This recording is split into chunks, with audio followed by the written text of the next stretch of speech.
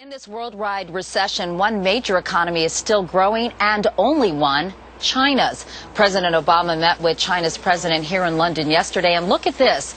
Just 3 years ago, 3 of the top 5 banks in the world were American. Now, 3 are Chinese, and only 1 is American.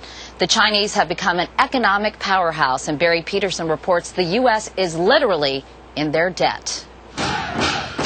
China is roaring. It holds $1 trillion of U.S. government IOUs, more than any other country.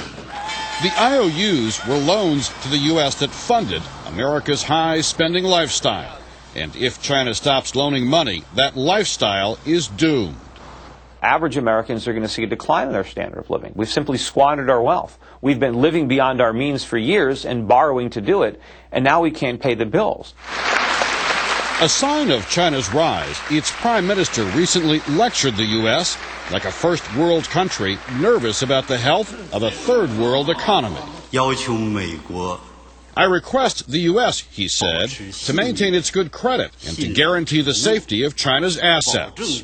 China has even pushed for dumping the dollar as a world currency and replacing it with something new and, they suggest, more trustworthy.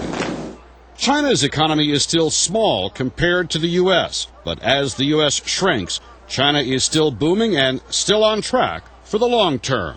They're thinking about a 40 or 50-year time span. It's quite clear at the end of that time that China will be certainly one of the 2 major economies in the world, with the U.S. being the other one. What Americans aren't buying, made-for-export items from speakers to socks to sewing machines, are being snapped up here. And if at least China's economy is humming, that's good for the U.S. This is one of the few remaining hope that we can prevent the global recession from plunging into a Great Depression.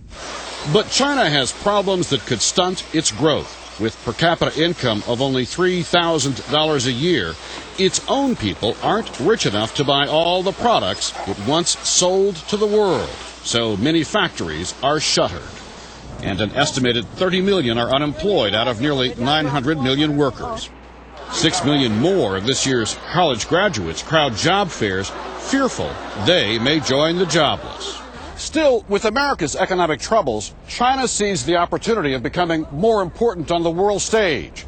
So that is why it is radiating a new confidence and acting more and more like the superpower it fully intends to be. Barry Peterson, CBS News, Beijing.